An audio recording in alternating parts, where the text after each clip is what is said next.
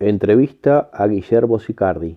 Es otro factor, el comerciante cuando triunfa, cuando tiene éxito y gana dinero, no es porque lo hace en forma oculta, gracias a prebendas, a acomodos, lo hace porque logra satisfacer las necesidades de los consumidores y de los ciudadanos, quienes nosotros voluntariamente decidimos premiarlos comprando ese producto o ese servicio. El comerciante, el empresario y el emprendedor es un servidor público. Exacto. Es un benefactor de la sociedad. Lo que explota, y sobre todo la izquierda, es el sentimiento de la envidia. ¿Tá? La envidia, la mala envidia, no la sana envidia.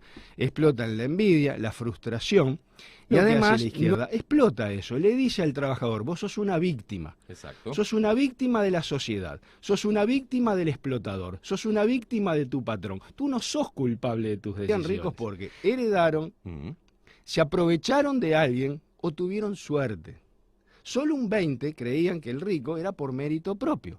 Por eso tiene tanto arraigo la base filosófica de que pague más el que tiene más. Sí. Porque claro, si el que tiene más, tú crees que lo tiene porque robó y estafó, bueno, parece un acto justo de quitar. Pero ¿cómo no vas a querer ser empleado público? Yo fui empleado público, fui abogado en ANCAP, era una papa, pero era una papa total. Poca responsabilidad, un sueldo seguro, buen ingreso, estabilidad. Además, no solamente es esa estabilidad. Anda a pedir un préstamo. El uruguayo parece que se olvidó de que este país prosperó antes de que venga Valle y Ordóñez. Y justamente la gente venía, lo mismo que Argentina. Argentina fue potencia mundial bajo la constitución de Alberdi, que era una constitución liberal. Bueno, el gobierno de la calle Herrera sí hizo grandes cambios. Bueno, grandes cambios que toda la izquierda los criticó y que luego los 15 años de gobierno Frente Amplista los disfrutaron en exceso. O sea, las plantas de UPM, sí, etcétera, llegaron gracias a la ley forestal que se aprobó con Sanguinetti, pero impulsada también por la calle. Todo el movimiento logístico que tiene el Uruguay, que es maravilloso, el puerto, la zona franca, zona América, eso viene por los impulsos que dio la ley de puerto, la desmonopolización que hizo la calle. La mejora, por ejemplo, del banco, la desmonopolización del banco de seguros, etcétera, etcétera, etcétera. Fueron grandes cambios. Lamentablemente no salió la ley de empresas públicas. Y ahí Sanguinetti salió con el defender las joyas de la abuela. Mirá la joya en que terminó. Una joyita terminó siendo ANCAP, que es un robo. ANCAP es el peor robo y le cambian los nombres, tipo educación cívica. Sí. Y le dan una lista con los derechos de los trabajadores. Yo te repito, soy abogado, hace años que no ejerzo, pero cuando vi la lista de hasta yo me asusté. Que tenés derecho a cobrar el sueldo del día al 5, licencia, aguinaldo, salario vacacional, 10 días de estudio. No había una lista de obligaciones, ¿no? No, pará. Entonces, claro, estaba toda la lista y le digo, preguntale a la profesora cuáles son los derechos del emprendedor. Claro. El derecho del que da trabajo. ¿Sabés lo que le responde la profesora? Ah, qué buena pregunta. Eso no está en el programa, te lo voy a averiguar. Pasaron los días y no le trajo nada. Entonces yo escribí una hoja que decía, derechos del emprendedor, llévasela que acá está la lista. Era una hoja en blanco. Claro. ¿Qué derecho tenés? Son todas obligaciones. Y cuando tenés el derecho, supuesto derecho, a quedarte con el fruto de tu esfuerzo, ahí vienen las dos condenas. La jurídica, que pague más el que tiene más, a sacarle como si hubieras cometido un delito por hacer las cosas bien, y viene la peor condena, que es la social. Al señor y al doctor Guillermo Sicardi. ¿Cómo le va? ¿Qué tal, Esteban? Muchísimas gracias. Muchas gracias por venir, ¿eh? Por favor, encantado. Vamos a colocarle más directo porque este es unidireccional. Exactamente. Muy bien. Bueno, Guillermo, ¿por dónde arrancar, no? ¿Por dónde arrancar? Yo apelo a tu visión porque tenemos un discurso implantado, ¿no? Desde la educación y la cultura, que los empresarios son una mugre. Desde el martirologio discursivo se habla de que, bueno, el capitalismo es una porquería, que los empresarios son un asco y que las víctimas de todo este capitalismo y empresariado son los pobres obreros, ¿no? Desde el sindicalismo también, una lucha constante, esa guerra de clases sociales. ¿Cómo estamos hoy y vamos a abordar ese discurso implantado desde otra óptica? ¿Qué significa el capitalismo? ¿Qué significa las empresas para un país? ¿Qué significa el emprendedurismo en un país tan pequeño como Uruguay? Mirá, Esteban, creo que ese es el tema clave de revertir esa visión tan negativa de los empresarios. De hecho, la actividad empresarial, el comerciante, es la actividad más sana y más pura, porque el comerciante no puede imponer su voluntad frente a otros. El comerciante intercambia valor por valor y no valor por necesidad. Entonces, además, donde entra el comercio, no entra la guerra. Porque justamente vos, por más que odies a tu vecino, tenés que venderle, entonces no podés llegar a límites de ese extremo y siempre tiene que haber ese intercambio. Además, otro factor, el comerciante cuando triunfa, cuando tiene éxito y gana dinero, no es porque lo hace en forma oculta, gracias a prebendas, a acomodos, lo hace porque logra satisfacer las necesidades de los consumidores y de los ciudadanos, quienes nosotros voluntariamente decidimos premiarlos comprando ese producto o ese servicio. Por lo tanto, cuando un empresario gana dinero, es gracias a que está permanentemente innovando y ofreciendo productos de mejor calidad. Y eso lleva de la mano a entender el rol fundamental del emprendedurismo. Las sociedades, los países prosperan gracias a que hay individuos que tienen cualidades diferentes al resto de los mortales. No puede ser odiado una persona que para llegar a ese lugar tuvo que aplicar un montón de virtudes y talentos, porque para tener hay que hacer y para hacer hay que ser. Parece un juego de palabras, pero no lo es. Real. El que tiene más es porque hace más. No solamente el que tiene más dinero, el que tiene más salud, ¿qué hace más? Hace más deporte, come más sano, descansa mejor. ¿Y por qué hace eso? Porque es más responsable, es más planificador, es más entusiasta.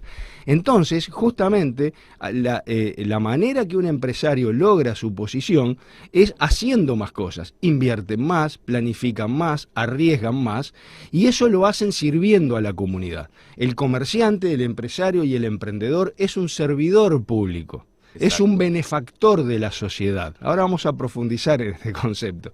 Es un benefactor. Y vale la pena que uno haga un análisis. Bill Gates, uno de los tipos más millonarios del mundo. Pero en la relación que yo tengo con Bill Gates cuando le compro su programa Windows o Word, ¿quién gana? ¿Gana más él o gano más yo? Porque fíjate, yo soy de la época que escribías en máquina de escribir manual. Sí. Yo soy abogado, además, hace años que no ejerzo, pero soy abogado. Y hacer un escrito te llevaba horas. Te equivocabas, tenías que volver todo para atrás. Gracias al señor Bill Gates, yo puedo hacer las cosas mucho más rápido, en una forma mucho más barata. ¿Cuántas horas al día ahorro gracias a ese desarrollo? Entonces, lo que gana Bill Gates en mi relación es mínimo con mi beneficio. Estos emprendedores son benefactores de la sociedad. Lo mismo el que inventa un iPhone, el auto eléctrico, etc. Sin embargo, la gente los ve como enemigos. ¿Por qué? Porque lamentablemente está lo que explota, y sobre todo la izquierda, es el sentimiento de la envidia. ¿Tá? La envidia, la mala envidia, no la sana envidia.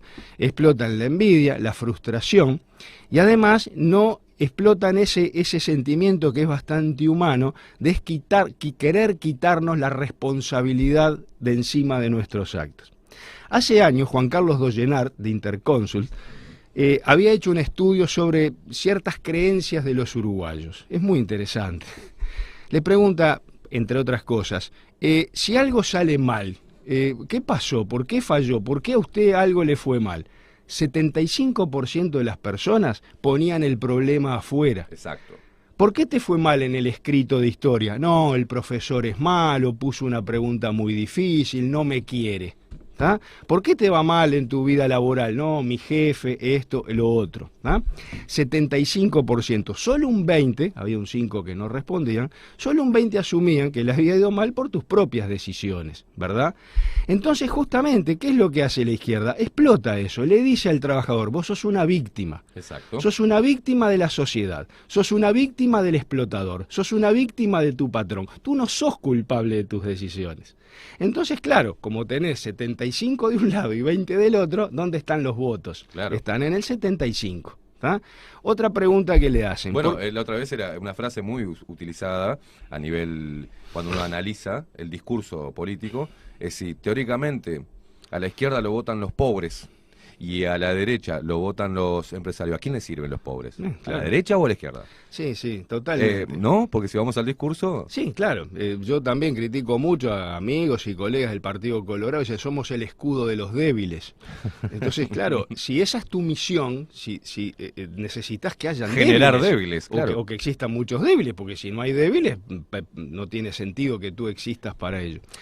Si analizamos más no tan puntual los discursos políticos de las diferentes corrientes, al sistema político en realidad le sirve la debilidad del pueblo para salir como el gran salvador a sus problemas, ¿no? Sí, eso depende de los principios filosóficos que vos entiendas. Es decir, Herbert Spencer, que es un pensador y un filósofo irlandés de 1600 y pico, decía, la gran meta de la educación, decía, es formar seres aptos para valerse por sí mismos y no tener que depender de los demás. Ahora, si vos te pones en ese estado paternalista, en el mal sentido de la palabra paternalista y padre, porque claro, el sentimiento paternal, ¿qué te hace? A la protección y a la sobreprotección del hijo. Decía mi abuela, los buenos padres son malos padres, buenos en el sentido de buenista, de blandos. Sí. Entonces, cuando el gobernante se pone a decir, vamos a cuidar a la gente y vamos a darle... No, lo que tú tenés que hacer es crear las condiciones para que las personas puedan valerse por sí mismas. Aquello de enseñarle a pescar antes de darle pescado. Justamente, entonces, y ayudar a las personas a desarrollar sus talentos, a encontrar, mejor dicho, sus talentos y a desarrollar las virtudes de la práctica, de la disciplina, etcétera, etcétera. Entonces, no lo hacen así. Por eso, cuando alguien llega a algo, a obtener un logro económico, la gente lo cuestiona. ¿Por qué? Porque otra de las preguntas de Doyenard era, ¿por qué usted cree que hay gente rica en Uruguay? Entonces había opciones. 75%, 80% respondían que habían ricos porque heredaron, se aprovecharon de alguien o tuvieron suerte. Solo un 20% creían que el rico era por mérito propio. Por eso tiene tanto arraigo la base filosófica de que pague más el que tiene más. Sí. Porque claro, si el que tiene más, tú crees que lo tiene porque robó y estafó, bueno, parece un acto justo de quitarle. Ahora, ¿cómo le vas a quitar tú al tipo que se levantó a las 5 de la mañana mientras vos te levantaste a las 9? ¿Cómo le vas a quitar al tipo que agachó el lomo cuando vos a la primer caída te caíste y el otro cayó y se levantó 20 veces? ¿Por qué le vas a quitar al que estudió más nota o calificación, no sé, en un examen, al que estudió más con el que estudió menos? Eso es el concepto de justicia que tiene esta gente, ¿no? Eso es una enorme injusticia. Lo que hay que hacer... La cuestionada meritocracia por la izquierda, ¿no? Obviamente, claro, la meritocracia, ¿no? El acceder por méritos. Y hay que entender que esto no es teoría, esto es la práctica que sucede en el mundo hoy. Por eso, cuando los uruguayos tienen que emigrar, ¿a dónde van? ¿A dónde emigrar? Van todos a Cuba. Sí, claro, hacen fila para entrar. El uruguayo emigra a Estados Unidos, se va a Canadá, Australia, idealmente Nueva Zelanda, quieren ir a esos países, porque lo mismo que hoy queremos ir a esos países, es los mismos motivos por los cuales nuestros abuelos y bisabuelos vinieron a estas tierras. Exacto. Vinieron acá no a hacerse la América en el sentido de robar, como sí robaron, ¿no? Los españoles, justamente basados en la monarquía, en las prebendas, vinieron a poner la aspiradora. Pero mis bisabuelos y abuelos no vinieron a hacérsela, vinieron a hacer la América. Exacto. Y cuando vinieron a hacerla, ¿qué vinieron a hacer? No vinieron a pedir un empleo público, no vinieron a pedir un subsidio del MIDES. Vinieron a invertir, vinieron a trabajar. ¿Y por qué entendían que valía la pena hacer el esfuerzo acá? Porque el fruto de su esfuerzo quedaba en el bolsillo de nuestros abuelos y bisabuelos. Y esa era la manera de prosperar. Y no solo prosperaba el que invertía, prosperaba todo a su alrededor. Bueno, ese es el gran concepto que tenemos que entender. Creo que nuestro presidente Lacalle lo entiende. El otro día en estos reportajes que le hicieron en Argentina lo explicó muy claramente. Los que van a tirar del carro son esas personas que por distintas circunstancias tienen cualidades distintas. A ver, hay que entenderlo esto. Hay personas que tienen habilidad para el fútbol, otros para el básquet, otros para el arte, pero la actividad empresarial, que es lo que genera empleo, lo que genera riqueza, lo que genera innovación, no tienen esa cualidad todo el mundo. Y menos en un país como Uruguay, donde estas cosas no se enseñan, no se predican, no se fomentan. ¿Tá? En cambio, en otros lados sí, los líderes empresariales en Estados Unidos, en Europa, etcétera, son tipos admirados por la sociedad, porque entienden el valor. Se llenan esos eventos donde hablan del emprendedurismo, ¿no? Se llenan, se abarrotan. Se llenan y la gente quiere emprender. Mirá, también recuerdo otras encuestas de Dollenar, y acá mismo, jóvenes menores de 30 años, 63% le preguntaban qué querían ser, 63% quieren ser empleados públicos en Uruguay. Pero ¿cómo no vas a querer ser empleado público? Yo fui empleado público, fui abogado en ANCAP, era una papa, pero era una papa total. Poca responsabilidad, un sueldo seguro, buen ingreso, estabilidad. Además, no solamente es esa estabilidad. Anda a pedir un préstamo al banco. Yo también fui gerente de la banca. Se hablan de... ¿Cómo? A vos te llega un empleado público y le das el préstamo prácticamente con los ojos cerrados. Sí, mil beneficios. Entonces, y luego ves al emprendedor que arriesgó al comerciante, al verdulero, al sanitario, al electricista que la está peleando. Y si a vos tenés la opción de ir para un camino y otro, la gente quiere. Esa misma pregunta, cuando la haces en Estados Unidos, es exactamente al revés. Claro. El 65% tienen la ilusión de emprender. Luego porque la vida... está en el ADN, el emprendedurismo en diferentes partes del mundo, que se fomenta desde la educación. Obvio. Donde hay diferentes visiones de éxito, ¿no? De Exacto. éxito, y donde se le muestra, ya, por ejemplo, uno parte desde cuando nace el estadounidense. Vemos que el bebé está en un cuarto aparte, ¿tá?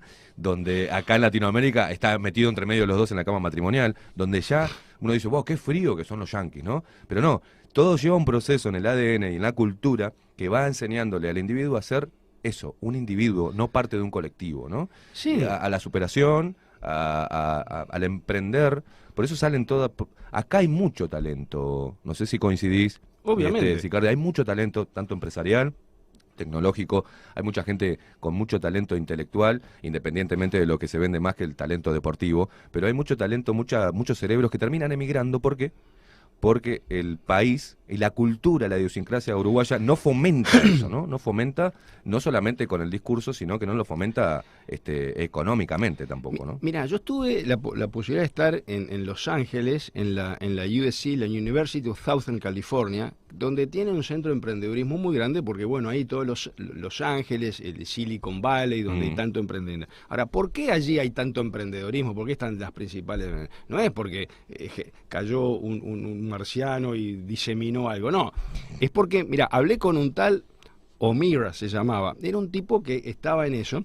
Había creado uno de los MySpace. MySpace fue el antecesor del Facebook, sí. Y todo esto fue un éxito, después desapareció. Y me decía, mira, Guillermo, tiene que haber 3 condiciones acá. Primero, tiene que haber una cultura emprendedorismo. ¿Qué quiere decir la cultura? Cultura no es saber arte, literatura y filosofía. Cultura es que las creencias dominantes sean propensas a que alguien que quiere emprender lo apoye. Y dice, mira, eso empieza en la casa. Por ejemplo, si viene un chico que tiene, no sé, 20, 22, 25 años, tiene un empleo, ¿no? Bajo relación de dependencia, y un día el pibe dice, mira, voy a renunciar al empleo que trabajo, no sé, en un parque, soy cuidaparques y voy a ser jardinero independiente. Bueno, ahí ya empieza. ¿Qué le dice el papá, los vecinos? En Estados Unidos dice, bárbaro, te felicito, vamos arriba, habla con fulano, te contacto con mengano, te doy apoyo. ¿Qué le dice un uruguayo? No, pará, vas a renunciar, ¿te parece? A lo seguro. A lo seguro. Entonces, ahí ya empezás a remar contra todo eso. Eso es terrible. Segundo, dice, tiene que haber un esquema de redes de apoyo, que acá en Uruguay se han creado, en lo que le llaman el ecosistema emprendedor. Que si vos tirás esa idea y estás en el liceo, venga un profesor y te lo canalice. Que luego vayas, no sé, a una institución, como hoy acá puede ser la ANI, y te escuchen y te ayuden a armar un plan de negocios, y haya una movida, una efervescencia. Y tercero, tiene que haber el dinero. ¿tá? Entonces, también, ¿por qué en Estados Unidos hay tantos, lo que llaman los capitales ángeles, ¿no? Los que invierten, o el capital semilla, gente que está dispuesta a arriesgar? ¿Cómo empezó Steve Jobs? Es increíble la historia de él. Y claro, empezó con un loco, Mácula, que le puso $100.000. ¿Quién le pone $100.000 a un nerd, a un pibe que... En un garage, en ¿no? un garage, un pibe? Eso es imposible, no le da ni 10 pesos acá. Entonces, ¿por qué hacen eso? Bueno, primero porque están los mecanismos jurídicos para proteger esas inversiones. Acá en Uruguay ya están habiendo muchas de esas cosas, pero también hay mecanismos que estimulan que las empresas, parte de sus impuestos, en vez de dárselos al tío Sam, al Estado, le permiten decir, bueno, tú pagá el impuesto, pero no me lo des a mi Estado. Andá directo y financiá, apoyá. Acá existe una ley de mecenazgo con lo que se financia, por ejemplo, muchos colegios como Impulso, el Jubilar, etcétera, pero creo que eso tiene que haberlo mucho más. Y luego lo que hay que llegar es a lo que uno llama, a veces se dice, el capitalismo popular o el capitalismo masivo. En Estados Unidos la gente tiene, un pibe tiene... ahorró, ¿no? Cortando el pasto a los vecinos, tiene $50 y va y compra acciones. Increíble. Entonces, compra acciones con la mesada, digamos. Con la mesada, con los pesitos que agarró repartiendo el diario. Entonces, que no es solo por el afán del ganar dinero y que el comprar la acción te obliga a entender cómo funciona una empresa, los costos, los beneficios, los riesgos, las oportunidades, y eso lo empezás a mamar desde joven. Acá en Uruguay ni hay un mercado accionario. No. Acá lo que la gente compra son bonos del Tesoro, que es prestarle plata al Estado para que siga gastando en ANCAP, en el MIDE, en el FONDE. Bueno, creo que eso tiene que cambiar radicalmente. Bueno, de hecho, en la línea, en el proyecto único del Frente Amplio, que nadie lee, ¿no? Ni siquiera sus propios votantes, decía en uno de los puntos, reforzar el Fondes, ¿no? Reforzar y generar a través del Fondes y darle con el Fondes.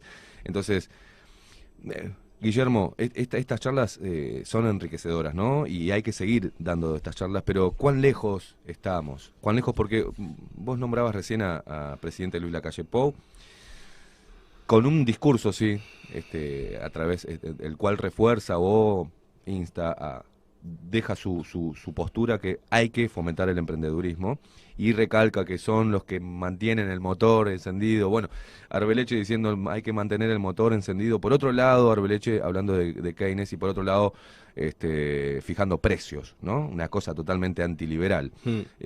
¿Cuán lejos estamos de que, vamos a poner que ayer dijo Luis Lacalle Pou para los medios, ayer o antes de ayer, que era un liberal, un liberal raro, ¿no? Pero un liberal. Liberal a la uruguaya, digamos. Un liberal uruguayo. ¿Cuán lejos estamos de eso? De alcanzar al menos un poquito de esa cultura del emprendedurismo acá en Uruguay. Mira, yo creo, escribí en Búsqueda hace poco, porque yo escribo todas las semanas en Búsqueda, en la columna de la sección de empresas y negocios, y escribí hace relativamente una columna que es que el uruguayo es adicto al estatismo. Somos adictos al Estado y al estatismo. Pensamos que no es como el adicto cree que es imposible poder vivir sin el tabaco, el que fuma, sin el alcohol o sin la cocaína. El uruguayo cree que es imposible vivir sin el Estado.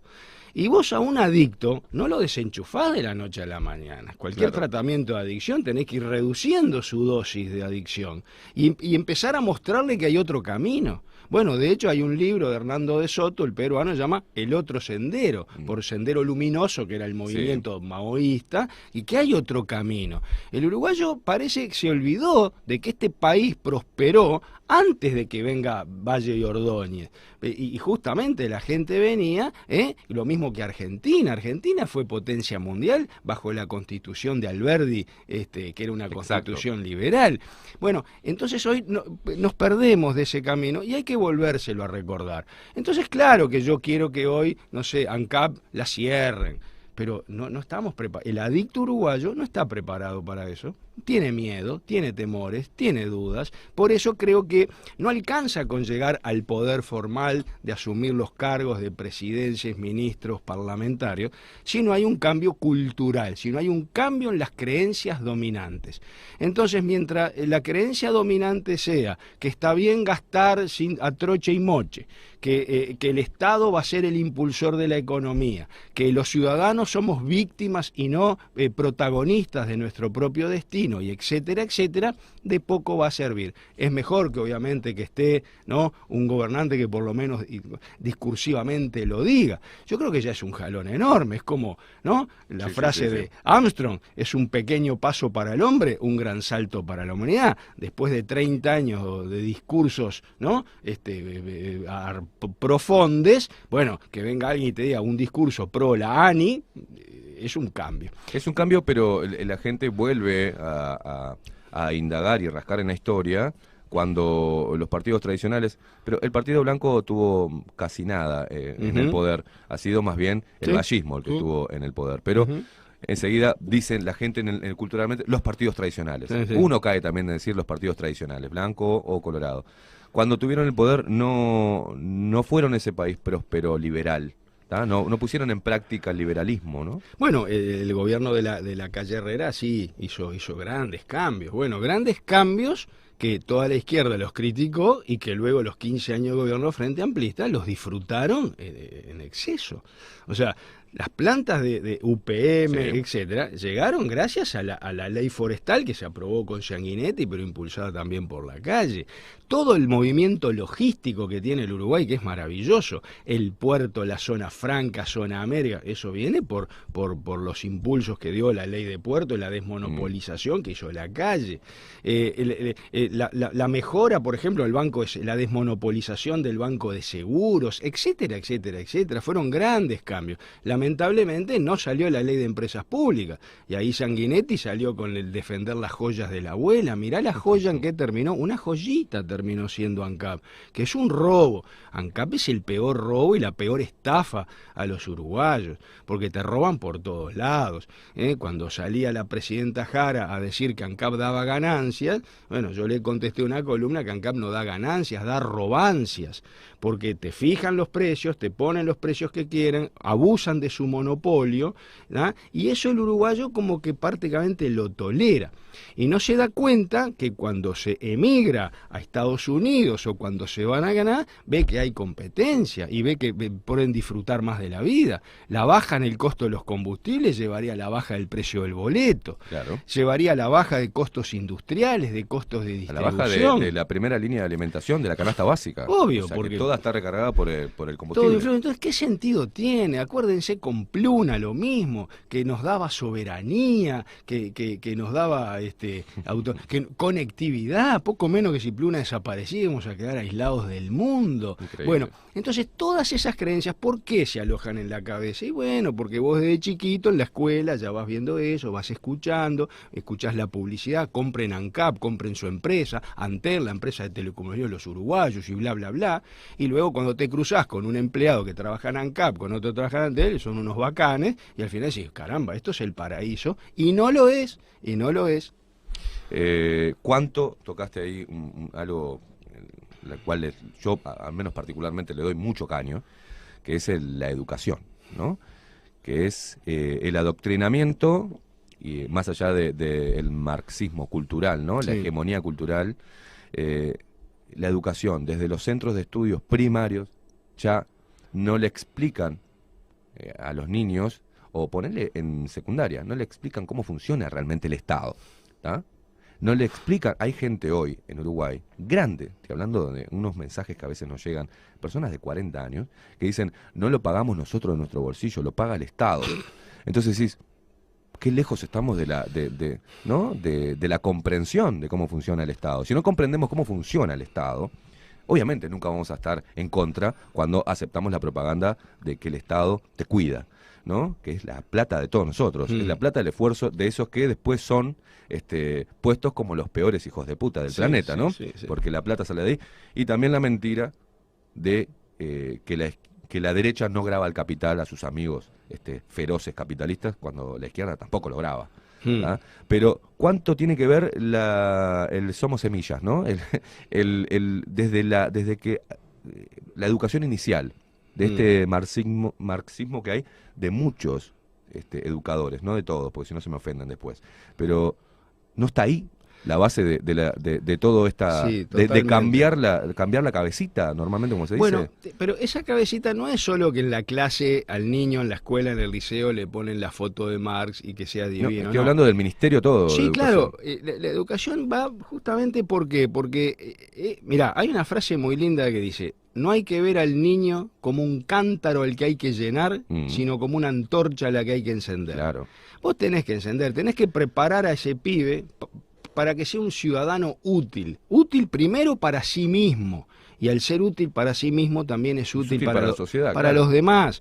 Entonces, claro, llegan y no saben... A ver, y esto es no solamente de los colegios públicos, los privados también, porque lamentablemente los colegios privados, la mayoría, tenés entre los habilitados y los autorizados, siguen el mismo programa oficial.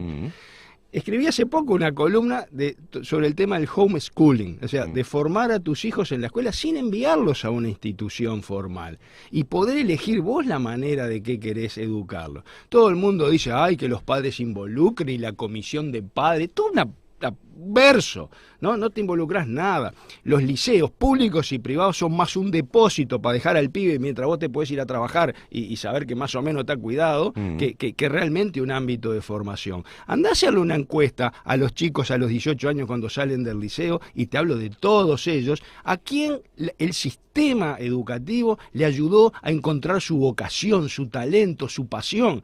A ver si esos pibes son útiles. A ver, pues, ¿saben calcular, por ejemplo, qué les conviene tomar un interés cuando sale en la tele? 8 cuotas de tanto o pague contado. ¿Saben tomar una decisión? ¿Saben negociar? ¿Saben comprar y vender? ¿Saben venderse ellos mismos como profesionales o como lo que sea? No saben nada, saben un poco, y lo que saben, te puedo asegurar que el 90% no lo aprendió en las aulas. Entonces, claro, ¿qué terminás creando? Terminás creando individuos dependientes, que es lo que quieren muchos, pero por supuesto que los marxistas quieren que seas más dependiente de ellos. Y entonces, mira, te voy a poner una anécdota. Mis hijos fueron a un colegio de Carrasco, colegios chetos de Carrasco, 6º año de humanístico, de derecho. Estaban estudiando, no sé qué materia, cómo se llama, porque le cambian los nombres, tipo educación cívica. Sí. Y le dan una lista con los derechos de los trabajadores. Yo te repito, soy abogado, hace años que no ejerzo, pero cuando vi la lista de los hasta yo me asusté. Que tenés derecho a cobrar el sueldo legal 5, licencia, aguinaldo, salario vacacional, 10 días de estudio. No había una lista de obligaciones, ¿no? No, pará. Entonces, claro, estaba toda la lista y le digo, preguntale a la profesora cuáles son los derechos del emprendedor. Claro. El derecho del que da trabajo. ¿Sabés lo que le responde la profesora? Ah, qué buena pregunta. Eso no está en el programa, te lo voy a averiguar. Pasaron los días y no le trajo nada. Entonces yo escribí una hoja que decía, derechos del emprendedor, llévasela que acá está la lista. Era una hoja en blanco. Claro. ¿Qué derecho tiene? Son todas obligaciones. Y cuando tenés el derecho, supuesto derecho, a quedarte con el fruto de tu esfuerzo, ahí vienen las dos condenas. La jurídica, que pague más el que tiene más, a sacarle como si hubieras cometido un delito por hacer las cosas bien, y viene la peor condena, que es la social. La social. Increíble. Repito, ¿cuál es, vos viéndolo, observando todo esto, cuán lejos estamos? ¿Qué precisamos? ¿Unos 15 años de gobierno liberal duro? Con mucho... Pasa también que hay algo que corta, que parte, que viene desde arriba, ¿no? Que es la agenda mundial, a la cual obedecen y se arrodillan muchos, ¿no? A la agenda de derechos. Vuelvo a lo mismo, en el caso de tu hijo, me dijiste, sí, que no hay una lista, una agenda de obligaciones, ¿no? Claro. De lo que debe ser una agenda de derechos paralelamente con una agenda de obligaciones. Las obligaciones hoy no se hablan de los derechos para... Es increíble cómo lo hacen, ¿no? Porque generan la dependencia, porque victimizan desde el discurso, pero no lo solucionan, siguen teniendo esa masa víctima de la sociedad resentida, y no hay... En los medios son importantes. ¿Cuántos programas en televisión hablan de la importancia de los empresarios dentro de un país, ¿no? De cómo se forjó Uruguay, de contar historias de empresarios que arrancaron vendiendo vasitos de aluminio puerta a puerta y terminaron teniendo una metalúrgica, ¿no? Pero cómo arrancan. No hay esa... Eso es fundamental, Esteban. Mira, las historias son fundamentales contar, porque las historias... A ver, ¿cómo son las historias en las familias? Cuando vos te cuentas que tu abuelo quiso esto y tu padre y el otro. Las historias es la mejor manera de transmitir valores y de transmitir una imagen del pasado, pero también construir una imagen del futuro. Entonces, acá hay dos cosas. Obviamente que el sistema educativo que hace, no 15 años, hace 50 años claro, de esta manera, no va a promover esto. Pero yo creo que acá el gran culpable, los grandes culpables son los empresarios y las cámaras empresariales, todas ellas los grandes culpables. Tienen vergüenza de su propia actividad. Sí. Escribí una columna hace años, dice, empresarios, salgan de sus cuevas. Muestren sus casos, muestren sus historias, pero no solo la historia empresarial de la empresa.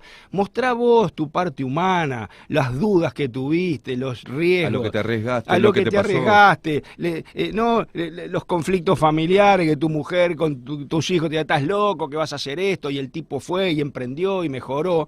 Y bueno, y cuando yo doy estas charlas veo que animo, y voy a contar un caso porque lo puso en Facebook, voy a dar una charla en Tarariras, y ahí salta una persona... En Tarariras, mirá dónde es... oriunda mi compañera Mariana Peralta. Bueno, tenemos entonces, gente de Tararira escuchando. Bueno, mucha. Entonces conocerán el supermercado El Tero. Entonces estaba ahí Osmir, que es Osmir González, el hijo del fundador, y cuenta, y el tipo como se sintió tocado, y al otro día de la charla pone en Facebook unas fotos de su papá que vendía maní en las canchas de fútbol por Tararira. Te podés imaginar la cantidad de público por una cancha de fútbol Tararira. Y después empezó con un almacén en el garaje de la casa a vender fruta y hoy tiene un próspero supermercado. Tenés que ver y leer los comentarios de los vecinos y de los clientes con el cariño, el aprecio, el reconocimiento a la persona atrás del comercio. Bueno, yo soy un convencido que más del 80% de las personas que están atrás de un comercio tienen esas cualidades, pero la gente no las conoce. Y como no los conoce, no puede aspirar a ello. No ve que ahí hay un camino que se puede llegar. De superación, ¿no? De superación, de esfuerzo, de amor, de compromiso, de todo lo que tú quieras. Entonces, claro, como eso no está presente, luego el empresario, cuando va a negociar un consejo de salario, ya va con el lomo gacho. ¿Por qué? Porque es el explotador. No es el que le da laburo a 50 personas que no pudimos crearnos nuestro propio empleo. Yo estoy agradecido cada vez que un cliente me llama y un empleo me doy, porque uno reconoce que puede tener ciertas cualidades, pero no tiene otras. Y esas personas que tienen esa capacidad de empuje, de resiliencia, que es caerse y levantar, del optimismo, mi Dios, yo, chapó, me saco el sombrero. Bueno, enseguida la gente empieza a nombrar casos de los empresarios chupasangre, ¿no? Que también los hay. Obvio que los hay. Pero no hablan de los empleados que se la jopean y de 8 horas laburan 4, ¿no? Sí, los hay y que te faltan y que te mienten en un certificado médico y que tenés que un poco más ponerle un encargado que esté con un látigo, ¿no? Porque se hacen... yo trabajé muchos años de empleado, estuve en las dos veredas y los veía y mis compañeros me odiaban porque yo iba a laburar. Y ellos se escondían entre las góndolas con el celular, no hace mucho, ¿eh? Sí, sí. Y tenían que andar buscándolo a ver dónde se estaban rascando. Entonces, esas cosas no se hablan. Nos queda muy poquito tiempo, pero... Pero mira, ¿por qué surge ese tipo de empresario? Ese empresario no es un empresario, eso es un empresaurio, como se le suele decir. Y tampoco eso es el liberalismo ni el neoliberalismo. Exacto. Eso es mercantilismo. Mira, ese perfil de empresario aprovechador y abusador se da cuando le dan prebendas del Estado, cuando el Estado le da para que casen en el zoológico. Y ese también hay que entender por qué parte de la cultura empresarial uruguaya o argentina es así. Esa la gran culpa la tiene la política de sustitución de importaciones impulsada por la CEPAL de la década de 50. Y ahí viene Luis Valleverre, que fue el gran desastre para mí de este país, porque potenció en los empleados públicos y la protección. Acá la industria textil La industria textil, que por un lado era muy próspera, ibas por la calle Veracierto, había una textil al lado de la otra. Ahora, ¿por qué creció tanto? Bueno, porque, mirá, Sudantex, yo fui gerente de comercio internacional en Sudantex. Sudantex es una empresa americana, United Merchants, ¿está? Cuando los telares y las máquinas le quedaban obsoletas en Estados Unidos, que estaban para tirar, las traían a América Latina, porque acá podían fabricar con telares viejos, por lo tanto, la mercadería a un costo mucho mayor. Ahora, ¿por qué podían vender acá más caro? Porque les ponían un arancel, ¿tá? Es decir, un impuesto a la importación de otros países. Entonces, United Merchant tenía fábricas en Venezuela, en Brasil, Río de Janeiro, en Argentina y en Uruguay. Durante décadas fue así.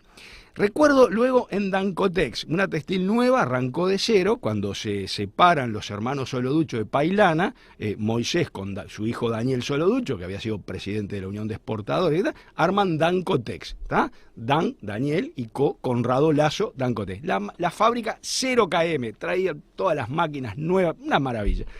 Y la habían instalado en lo que era el predio de Sadil, ahí en Veracierto, a 2 cuadras camino Carrasco.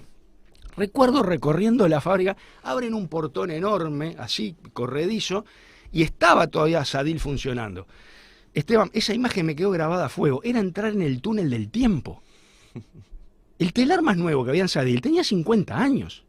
Ahora, ¿por qué el señor Sadil no había cambiado el telar? Porque no tenía ningún estímulo a hacerlo. Era mucho más negocio ir a hablar con un político, un parlamentario, un ministro, para que le diera un subsidio, un préstamo blando o un arancel alto, que agarrar la valija y salir a vender los productos en el exterior. Bueno, eso fue. Luis Valleverres una vuelta prohibió a una empresa importar unos telares porque, claro, el telar más moderno iba a dejar empleos por el camino.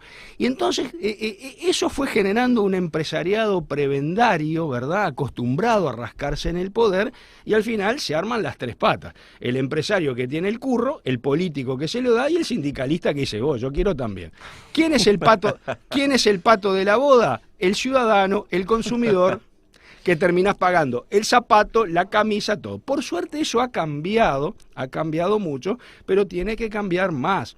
Por eso hay quienes queremos que Uruguay se salga del Mercosur o firme acuerdos de libre comercio, porque los acuerdos de libre comercio, poder comerciar más con los Estados Unidos, Alemania, Europa, no solamente es bueno desde el punto de vista comercial. Cuando vos cerrás un trato con un alemán, te diste la mano y el trato está hecho.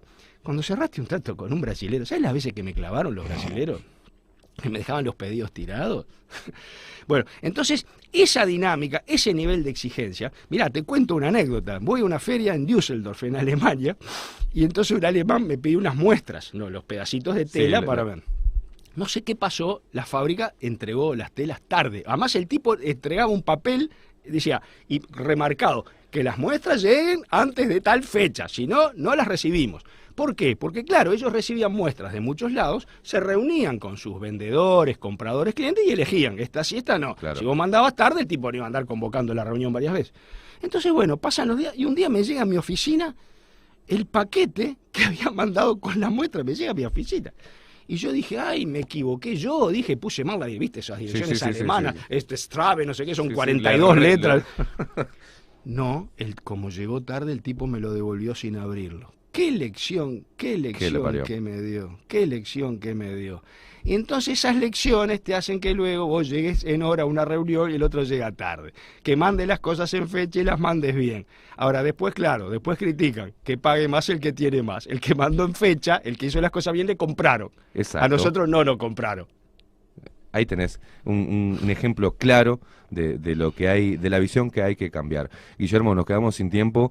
Un placer. Muchas gracias. Ya te lo digo al aire, vas a tener que estar más seguido. Con mucho vamos gusto. A tener que hacer, de repente, no sé, que acá está diciendo la gente que quiere una columna tuya. De repente después hablamos de seguir reafirmando esto, ¿no? De seguir cambiando cabezas o haciendo pensar a la gente. Guillermo, un placer. Encantado, éxito.